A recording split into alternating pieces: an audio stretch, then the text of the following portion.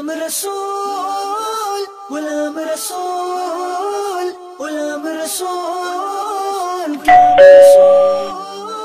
غلام رسول غلام رسول غلام رسول غلام رسول كمدني فول غلام رسول غلام رسول. السلام علیکم ورحمۃ اللہ وبرکاتہ.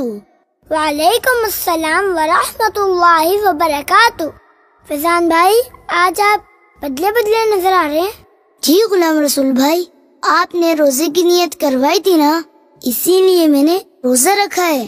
ماشاء اللہ. آئے اندر آ جائیں.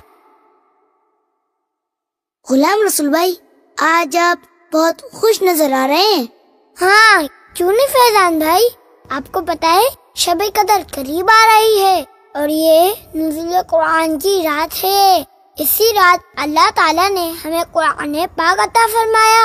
اچھا، ماشاء اللہ، اسے نزول قرآن کی رات کہتے ہیں. ارے رکیے بھائی، کیا آپ کا وضو ہے؟ نہیں تو.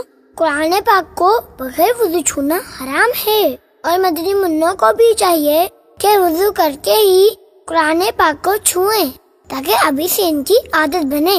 اچھا، وہ کیوں؟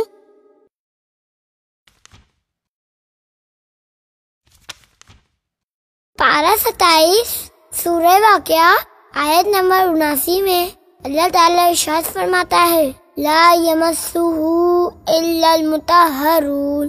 ترجمہ کنز ایمان، اسے نہ چھوئیں مگر باوضو. غلام رسول بھائی، آپ نے قرآن پاک کہاں سے پڑھنا سیکھا؟ دعوت اسلامی کے مدرسۃ المدینہ سے میں نے قرآن پاک پڑھنا سیکھا ہے. فیضان بھائی، اور آپ؟ میں نے تو ابھی پڑھنا شروع ہی نہیں کیا. ارے فیضان بھائی، تو شروع کیجیے نا قرآن پاک پڑھنا. اچھا، یہ کنز ایمان لکھا ہے، اس کا کیا مطلب ہے؟ میرے ہاتھ میں جو قرآن پاک ہے، یہ قرآن پاک اردو ترجمے کے ساتھ ہے، اور اس کا ترجمہ اعلیٰ حضرت رحمت اللہ تعالیٰ علیہ نے کیا ہے.